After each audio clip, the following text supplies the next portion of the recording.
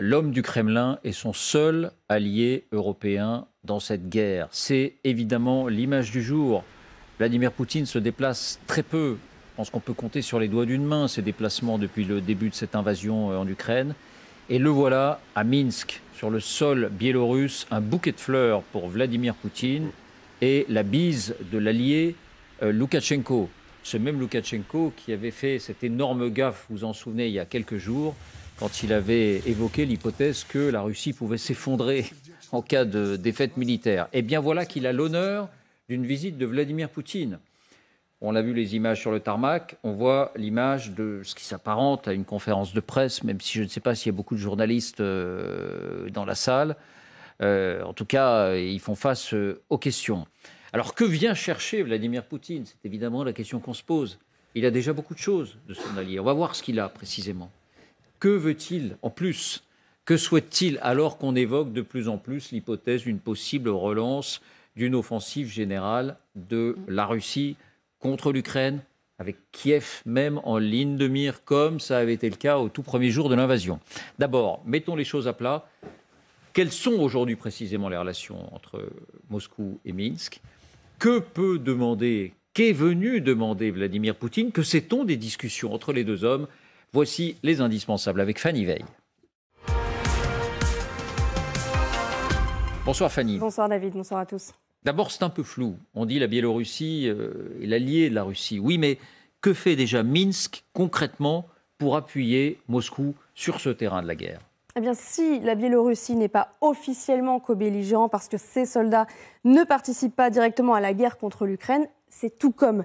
Souvenez-vous, la grande offensive russe contre Kiev le 24 février est partie du territoire biélorusse. Chacun a en tête ces images-là. Eh bien, aujourd'hui, d'autres troupes russes sont toujours présentes en masse pour s'entraîner sur ce même sol biélorusse, tout près de cette frontière, parfois même avec des formateurs biélorusses. Ces images ont été reçues ce matin. Vous voyez le parallèle entre les deux, 24 février aujourd'hui, est assez frappant, ce qui d'ailleurs inquiète le maire de Kiev qui craint une nouvelle offensive sur la capitale.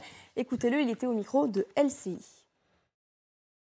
Ризики є достатньо великі. Ми знаємо, що велика кількість російських військових знаходиться на кордоні з Білорусією.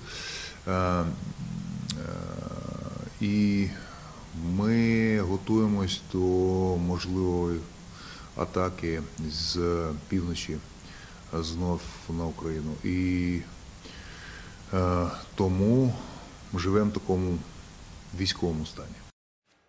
Voilà, c'est Solène Rioux et Adriana Co qui ont réalisé cette interview du maire de Moscou tout à l'heure, Fanny. Et oui, deuxième appui de Minsk. De Kiev, pardon. De Kiev. C'est deuxième appui de Minsk. C'est en Biélorussie que la Russie stationne une partie de son aviation. Pour preuve, cette photo satellite récente sur laquelle on aperçoit 3 avions de combat MiG-31 sur une base aérienne au sud de la capitale, Minsk. Des bombardiers russes Tu-22 avaient également décollé de Biélorussie en juin dernier pour larguer des missiles sur les régions ukrainiennes de Tcherniv, c'est à côté de Kiev, et de Soumy, dans le nord de l'Ukraine. Troisième appui, le sol biélorusse sert même de base arrière pour les missiles russes.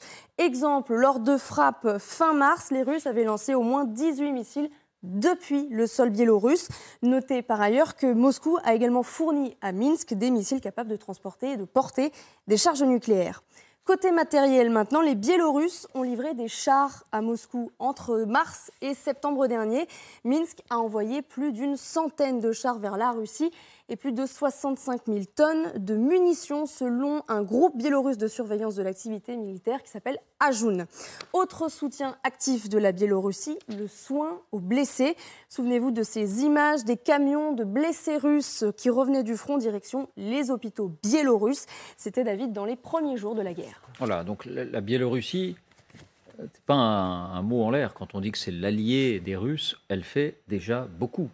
Vous l'avez dit, justement, elle n'est pas officiellement co-belligérante, mais ça y ressemble beaucoup. Alors, qu'est allé chercher Vladimir Poutine? Que veut-il de plus? Est-ce qu'il souhaite, Fanny, est-ce qu'il a demandé une entrée en guerre des troupes biélorusses? Officiellement, Vladimir Poutine s'est déplacé pour un sommet destiné à resserrer l'alliance entre la Russie et la Biélorussie. Mais vous avez raison, c'est toute la question, David. Derrière le côté policé et amical de cette accolade entre les deux présidents, que vient réclamer Vladimir Poutine? Premier point, disons-le clairement, on a l'image, mais on n'a pas le son. Dans le seul extrait d'intervention qui a été diffusé, il est surtout question d'économie. De fait, Kiev et les pays occidentaux soupçonnent Vladimir Poutine de se déplacer pour mettre la pression sur Alexandre Loukachenko et obtenir de sa part un engagement encore plus fort de la Biélorussie en Ukraine. Alors quel serait-il cet engagement? Eh bien, tout le monde pense à un engagement des troupes biélorusses en Ukraine, d'autant que la Biélorussie a un avantage géographique évident. Elle partage une frontière, près de 900 kilomètres de frontière avec l'Ukraine, et cette frontière n'est qu'à une centaine de kilomètres de Kiev, qui, rappelons-le, est l'un des objectifs de la Russie depuis le début de la guerre.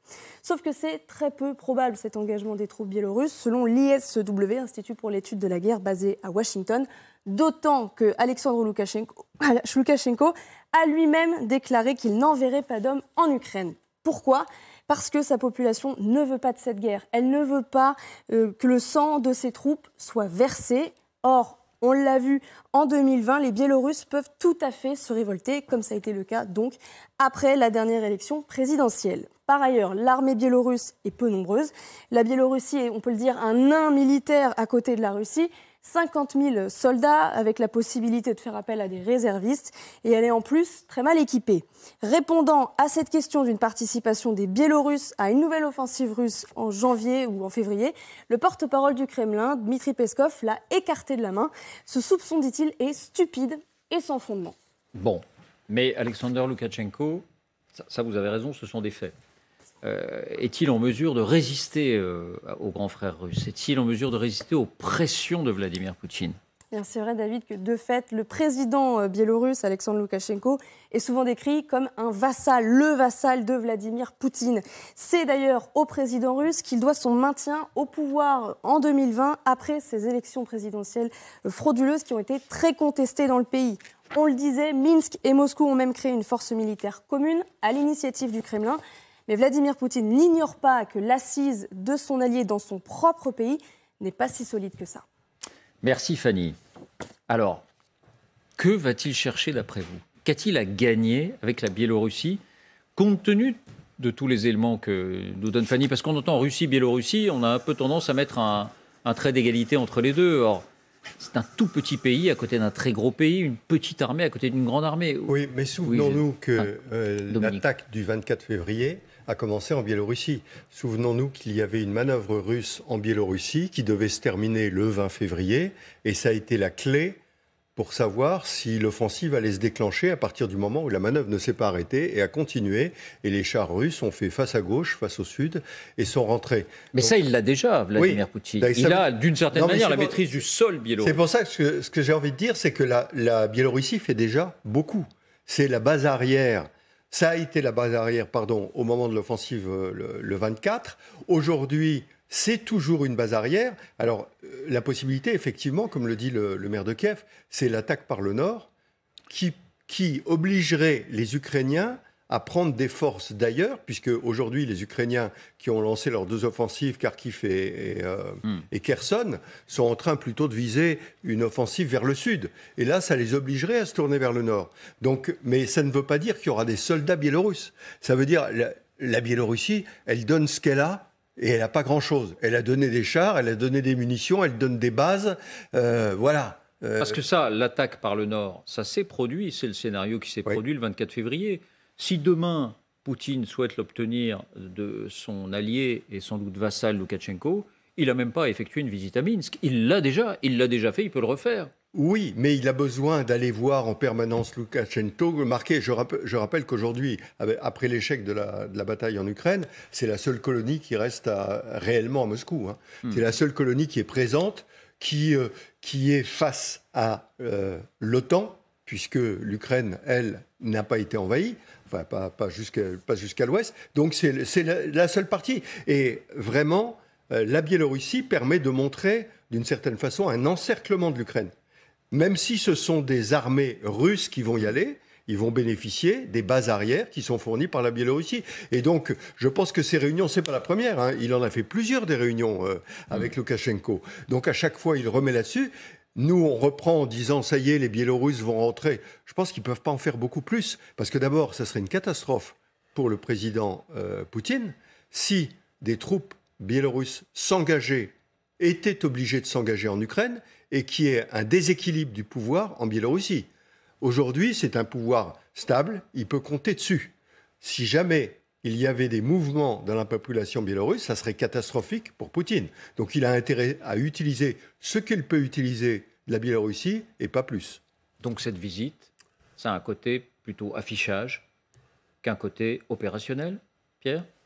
Moi, je pense que dans le tête-à-tête qu'ils ont dû avoir, il a dû, comment dire, en termes militaires notamment, Vladimir Poutine infliger à Loukachenko une sévère remontée de bretelles. Regardez la chronologie. La semaine dernière, c'était le ministre de la Défense russe, Shoigu, qui était dépêché à Minsk. Et on a eu quelques extraits de la rencontre entre Loukachenko et Shoigu. Un moment très intéressant, parce que donc vous avez des propos très va-t-en-guerre de Shoigu, réponse de Loukachenko sur le même ton, très, très viril, très martial, qui normalement devait préparer une déclaration en disant « nous sommes aux côtés de la Russie, on va engager toutes nos forces, etc. » Et qu'est-ce qu'a dit Loukachenko ? Il dit « oui, nous sommes absolument déterminés à nous opposer à toute attaque contre notre pays. » C'est pas du tout le sujet. C'est pas du tout ce que veut. C'est pas la question. Là, il est défensif. Il n'est pas complètement offensif. défensif. Et donc, je l'ai appelé la savonnette parce que ça fait des mois comme c'est un champion de hockey, c'est un peu une patineuse artistique. Voilà, exactement. C'est cette rencontre-là avec une déclaration tout à fait qui était très intéressante. Donc, il n'arrête pas d'esquiver à cause de tout ce qui vient d'être dit est en difficulté. Que veut Poutine aujourd'hui ? Qu'est-ce qu'on peut supposer que Poutine veut ? D'abord, il veut mettre à l'entraînement sur le territoire biélorusse au moins 2 corps à 50 000 hommes, les réservistes qui n'ont pas été encore formés, qui viennent des 300 000, 320 000 réservistes mobilisés. Et apparemment, ça aurait dû être, d'après mes informations, ça aurait dû être fait depuis longtemps, mais ça n'est toujours pas fait, parce que Loukachenko, visiblement, résiste aussi à l'idée d'avoir 2 fois 50 000, à un moment même on parlait de 3 fois 50 000 hommes, formés dans des camps à construire, avec des formateurs biélorusses. Alors il y a quelques exemples qui montrent que sur les blindés, visiblement, il y a de l'entraînement avec certains cadres biélorusses, mais Poutine veut quelque chose de beaucoup plus massif, et certainement derrière, dans l'hypothèse d'une nouvelle offensive sur Kiev, dont le porte-parole du Kremlin nous dit que c'est stupide et sans fondement. Alors ça m'amuse parce que, si vous voulez, les porte-paroles du Kremlin, c'est très facile, ils peuvent sortir les fiches qui étaient utilisées par notamment Lavrov avant l'invasion par la Russie de l'Ukraine, où quand on l'évoquait, notamment les Américains, c'était stupide et sans fondement. Bon, donc, et le pire, pardon Pierre, oui, c'est qu'ils étaient sans doute sincères quand ils le disaient, c'est-à-dire qu'ils n'étaient pas au courant qu'il allait y avoir une invasion et qu'ils ne l'imaginaient même pas, que ce soit le porte-parole du Kremlin ou peut-être même le ministre des Affaires étrangères. En tout cas, quand j'entends stupide et sans fondement, je m'inquiète. Mais juste pour terminer, Poutine voudrait un engagement vraiment important de la Biélorussie pour l'entraînement, pour le soutien logistique d'un nouveau corps d'invasion de l'Ukraine par le Nord, c'est-à-dire une mobilisation d'une partie de l'armée biélorusse sur le sol biélorusse, mais pour les pièces de rechange, les stocks de munitions, les secours apportés, la logistique, etc., plus si affinité. Et plus, c'est ce qu'on entend de façon récurrente sur des unités conjointes russes-biélorusses. Et Loukachenko ne veut pas de ça, parce que le fait qu'il ait évoqué l'hypothèse de se retrouver un jour sous les décombres, c'est qu'en fait, il ne croit pas au succès des armes russes. Et il l'a dit très tôt. Rappelez-vous, il avait fait 2 déclarations au bout de 2 ou 3 mois de guerre. Première déclaration, si j'avais su, je ne serais pas venu. C'était plutôt... C'est pas ça, mais c'était « si j'avais su, j'aurais pas imaginé que ça dure aussi longtemps ». Il avait dit ça. Et deuxièmement, il avait dit « attendez, le nucléaire, nous on connaît avec Tchernobyl, il ne faut pas parler du nucléaire comme ça ». Ça avait surpris. Bon. Et donc depuis, il n'arrête pas d'avoir des visites, des rencontres, on lui met la pression, mais lui sent bien que son trône est fragile. Et je voudrais juste terminer sur une chose. Poutine, ce n'est pas la première fois qu'il n'arrive pas à tordre le bras d'un de ses filleuls. Alors j'appelle filleuls ceux vis-à-vis desquels Poutine est en position de parrain. Bachar el-Assad doit la survie de son régime à l'armée russe. C'est très clair que l'engagement de 2015 a sauvé la peau de Bachar el-Assad et des Alaouites dans leur pouvoir. Poutine, par la suite, a essayé à plusieurs reprises de tordre le bras de Bachar pour lui dire « Écoute, moi maintenant je veux toucher des dividendes de mon opération, donc bricole-moi des accords politiques avec tes oppositions, stabilise ton pays, qui revienne à la normale, etc. » J'ai raconté ça par le menu dans des livres, y compris à travers les traductions de dialogues. Enfin, Poutine allant voir Bachar lui-même à Damas, ou le faisant venir à Moscou, et avec, si vous voulez, ces doubles jeux de dialogue où ça a l'air d'être tout à fait soft, mais derrière, en traduction, je mettais ce que ça voulait dire, c'était « tu commences à me faire chier, si tu continues à en faire qu'à ta tête, je vais te supprimer les secours, etc. » Et Bachar répondant « mais mon grand ami Vladimir Poutine », et avec des phrases très ambiguës, disant à Poutine « ceux qui ont versé leur sang pour moi sont les Iraniens. » ne sont pas les Russes, parce que vous avez frappé du ciel. Bon. Ce que je veux dire par là, c'est que Poutine a du mal, avec ses filleuls, à les amener à récipiscence, parce qu'ils ont leur propre logique.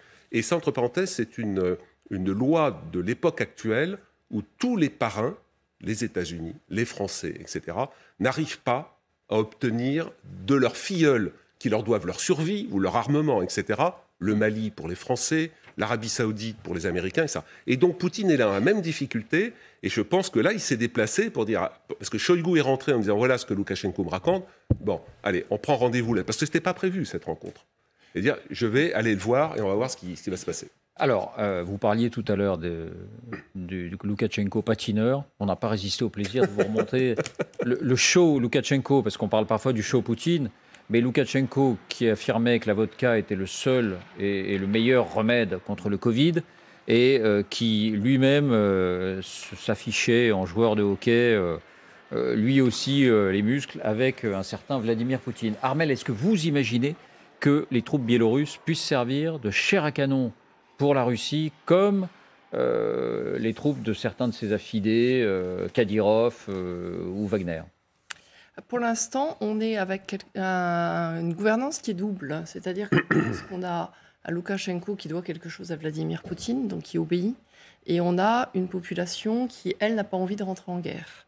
Et elle l'a clairement marqué lorsque on la questionne, parce qu'elle l'avait clairement marqué lorsqu'il y avait eu le vote à la présidentielle et qu'elle n'avait pas voté Loukachenko et que Loukachenko a été réhabilité par Poutine. Et pourquoi est-ce que cette population, elle fait d'autant plus attention? Parce qu'elle a la guerre en Ukraine, donc elle voit clairement ce qui s'est passé, parce que historiquement, c'est aussi une population qui a été prise pendant la Seconde Guerre mondiale entre les Allemands nazis et les Soviétiques de l'époque, et qu'elle connaît donc le prix exact de la guerre. Le problème, c'est qu'est-ce que peut faire Loukachenko?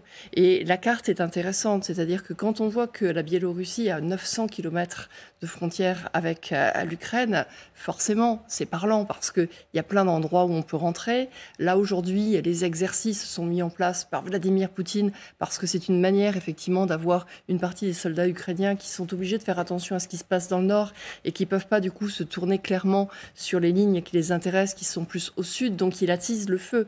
Donc, quelque part, il attise le feu avec les exercices et quelque part, il attise aussi le feu avec le narratif en disant, vous savez, j'ai effectivement des réservistes, j'ai demandé qu'une partie des réservistes soit formée en Biélorussie, j'ai la capacité d'avoir un Loukachenko, et tout ça laisse effectivement imaginer qu'on va aller derrière en janvier, en février, quand les sols seront stabilisés parce qu'on aura la glace et la neige et qu'on va aller vers une offensive militaire. Vous y croyez ? Pourquoi pas? En tout cas, c'est ce qu'il est en train d'expliquer en ce moment. Nous, on n'en sait rien parce qu'on est juste là. Ce que l'on sait, c'est on prend des petits moments. Alors, on a des moments où on nous dit non, il ne sera pas armé, il n'aura pas la capacité, la population ne va pas le suivre. En même temps, il a monté ses réservistes, il a effectivement ces frontières-là. Et derrière, quand par exemple, vous avez le directeur du renseignement, c'est ma mémoire est bonne, qui est estonien, qui dit quand même que les Russes ont encore à la main la moitié des munitions qu'ils avaient et qu'ils sont en train de doubler la production de munitions qu'ils avaient mis en place. Ça, c'est les Estoniens qui l'affirment. Donc, ce n'est pas quelque chose qui est ne pas prendre au sérieux. La personne qui le fait, elle ajuste aussi la Russie dans sa limite, donc elle doit faire attention. Donc en tout cas, je pense que ça fait partie du narratif de Vladimir Poutine. Il faut effectivement qu'il y ait là quelque chose qui soit assez stabilisé. Ensuite, malheureusement pour le peuple de la Biélorussie, la capacité de réaction, elle va être très limitée. Je veux dire, si demain, il y a une décision qui est prise dans ce sens-là, de toute manière, ils n'auront pas grand-chose qu'ils pourront dire. Oui. Est-ce que vous croyez, je vous signale qu'en ce moment même, les deux hommes sont en train de tenir une conférence de presse. Alors on en saura peut-être davantage. Je dis peut-être parce qu'il n'est pas rare dans ces circonstances, dans ce genre de circonstances, que ce soit de la pure langue de bois et qu'on évoque tout sauf le sujet qui est vraisemblablement au cœur de cette rencontre. Vous croyez, vous, Vincent, à une relance de la guerre fin janvier, début février, comme l'évoquent les services de renseignement ukrainiens, voire américains, avec cette alliance Moscou-Minsk ? C'est une hypothèse qu'il faut considérer avec sérieux, même si elle peut exister indépendamment d'un engagement biélorusse. La Biélorussie n'étant au fond qu'une rampe de lancement et non pas un allié opérationnel sur le terrain. On avait tout à l'heure la métaphore de la patineuse. Je vais la filer sur un registre encore plus trivial.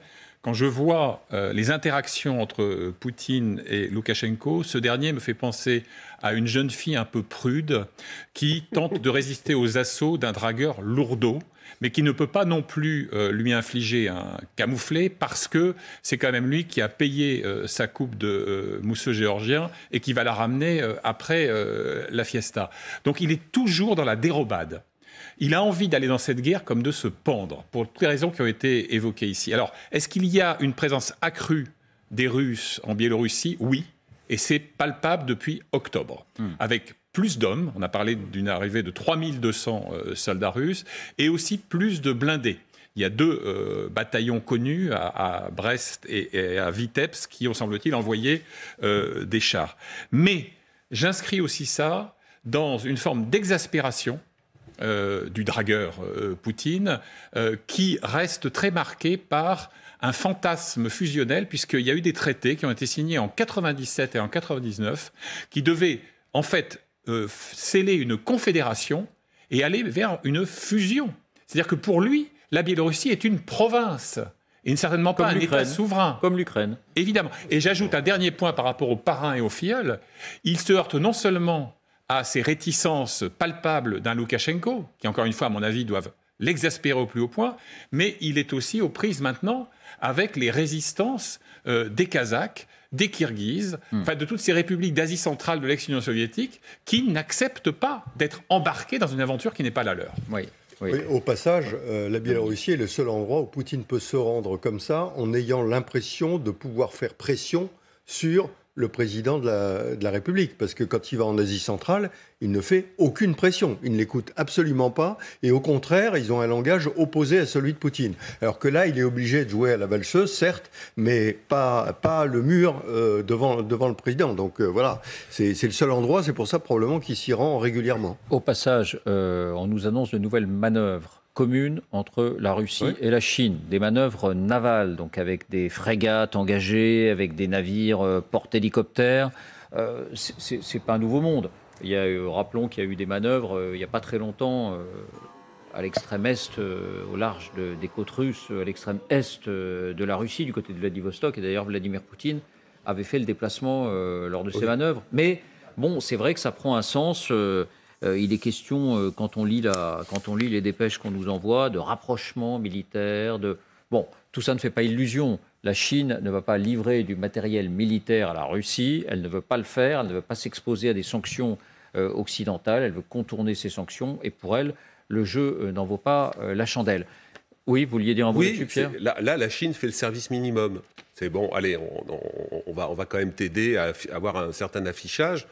Mais ça n'a pas beaucoup d'intérêt. Et ces dernières années, les manœuvres chino-russes ont monté en volume, en intensité. Mais quand on voit la difficulté de manœuvre des Russes sur un théâtre de guerre et d'interopérabilité entre eux, on se dit que c'est pas certain que ça serve à grand chose, surtout des grands shows, peut-être pas très opérationnels. D'un mot, je voulais vous faire réagir, mais rapidement, sur les déclarations du pape, qui peuvent franchement surprendre. Le pape François qui parle de géopolitique et qui parle de l'avenir de cette guerre, puisqu'on parle de l'avenir de cette guerre, et d'une possible relance de l'offensive. Voilà ce qu'il dit, le pape. Je ne vois pas de fin à court terme, parce que c'est une guerre mondiale. Ne l'oublions pas, il y a déjà plusieurs nations impliquées dans la guerre. De fait, il relativise la responsabilité russe dans cette guerre. Elle est mondiale, cette guerre. Et je pense que cette guerre est menée lorsqu'un empire commence à s'affaiblir. Alors, quel empire commence à s'affaiblir? La Russie, sans doute. Et lorsqu'il y a des armes à utiliser, à vendre et à tester, il me semble qu'il y a de nombreux intérêts en jeu. Le sous-entendu, c'est que ces intérêts, d'une certaine manière, expliqueraient un peu la persistance, peut-être le déclenchement de cette guerre. Donc, il a déjà condamné, il faut être honnête, l'invasion russe. Il a dit qu'il y a un agresseur et un agressé. Mais quand il parle de cette sorte, il semble faire des marchands d'armes les co-responsables de cette guerre. Est-ce que ça n'est pas quand même une façon, sous prétexte de pensée complexe, une façon de relativiser la responsabilité de Moscou et de Vladimir Poutine dans cette guerre? Alors, déjà, le très Saint-Père a une pensée souvent très pleine de subtilité. Et donc, on sort une phrase, ça ne restitue pas toujours l'enchaînement intellectuel qu'est le sien. Après, dans les phrases qui ont été sorties, on a pu avoir le sentiment qu'il avait plusieurs séquences. Il y a une première séquence où il avait accusé l'OTAN d'aboyer aux frontières de la Russie. Il avait utilisé le terme d'aboyer, donc ça avait été très mal compris, très mal reçu. Des propos très, très fermes. Il a pleuré sur le sort en parlant de l'Ukraine. Il a eu un moment où on a même cru qu'il faisait un malaise, alors qu'en fait, il était effondré en pleurs en parlant de l'Ukraine et des crimes commis contre l'Ukraine. Donc là, on avait le sentiment qu'il prenait la mesure. Là, c'est une phrase un peu ambiguë. Est-ce que l'État en déperdition, est-ce que c'est la Russie ou est-ce que ce sont les États-Unis? Est-ce qu'ils considèrent qu'effectivement, il y a un empire qui s'efface et donc d'autres sont en cours de reconstruction? Voilà. Mais moi, il semble dire cette guerre est d'abord celle des marchands d'armes. Si vous voulez, ça me rappelle quand on était au lycée en seconde et qu'on militait pour dire la guerre, c'est de la faute des marchands de canons. Les marchands de canons ne sont pas des anges. Mais là, en l'occurrence, je ne sais pas si c'est vraiment les marchands de canons qui sont au premier rang des responsabilités de cette guerre, pour le dire brièvement. J'avoue que je trouve le propos du souverain pontife assez déroutant. Dans un premier temps, retour de Bahreïn, où il était en visite, il a des propos où il louange l'humanisme russe, au mieux à contretemps. Bon. Ensuite, il y a effectivement cette séquence des larmes, il y a une référence explicite au génocide, à la cruauté, et même à la cruauté accrue chez ces soldats qui viennent de l'extrême-orient russe, ce qui suscite évidemment un tollé à Moscou. Il présente des excuses derrière. Ouais. Et là, vous avez les déclarations qu'on vient de lire. On a un peu de mal à suivre, et moi, ma lecture, c'est une hypothèse, c'est qu'il y a toujours, chez ce souverain pontife, comme chez ses prédécesseurs, l'idée qu'il ne faut pas rompre les ponts avec l'orthodoxie, y compris quand elle est incarnée par un affairiste ancien du KGB qui s'appelle le patriarche Kirill. Et je crois que c'est ça qui peut expliquer, sans le justifier, à mon sens, cette sorte de godille où on va, non pas d'un extrême à l'autre, mais d'une manifestation d'empathie et de compréhension à une condamnation sans appel, sans qu'on sache très bien quelle est la moyenne arithmétique de toutes ces équations. Bon, Armelle, vous avez un sentiment là-dessus? Oui, quand même, parce que je pense que le pape, il parle quand même aussi pour les peuples, pour la population, et que dans ce qu'il dit, il prévient aussi que la guerre risque d'être longue. Parce que lorsque vous avez des marchands d'armes, vous avez le risque, effectivement, que les choses durent longtemps. Mais est-ce que c'est à cause des marchands d'armes que la guerre dure longtemps? À partir du moment donné où vous avez des armes, oui. Par définition, c'est ça la guerre. Hein. C'est à partir du moment donné où vous avez des armes, des capacités de vous battre. Si demain, vous avez une capacité de faire de la diplomatie, de vouloir faire un cessez-le-feu, vous avez la capacité d'avancer, vous ferez les choses différemment. Est-ce que le problème, c'est le fusil ou celui qui tient le fusil? Ah non, mais après, on peut avoir des points de vue sur qui a ordonné, comment ça s'est mis en place, etc. Mais après, c'est pour ça que je dis, là, c'est pas forcément au niveau politique, c'est aussi au niveau des populations, de dire à partir du moment donné où ces choses-là se sont mises en place, voilà ce qu'il arrive, quoi. Bon, Dominique. Oh, juste un petit mot sur les marchands d'armes. Ne fermons pas les yeux quand même. Il y a des missiles russes récemment envoyés qui avaient des sous-ensembles provenant de sociétés américaines récemment fournies. Vous savez, les embargos, il y a des sociétés qui savent très bien les contourner. On a montré ça aussi pour les drones iraniens. Oui, mais bien sûr. Donc, ce que je veux dire, c'est que les marchands d'armes ont un rôle là-dedans. D'ailleurs, il y en a un qui a été libéré il n'y a pas longtemps, qui était aux États-Unis, libéré par les Russes. Je veux dire que ces marchands d'armes ont un rôle. Alors, le souverain pontife, évidemment, comme le disait Armel, lui, il parle pour les populations. Il trouve que la situation est abominable et il a une pensée complexe. Et quand on prend des petits morceaux de la pensée complexe, parfois, évidemment, on se retrouve devant des situations un peu difficiles à expliquer. Bon, eh bien,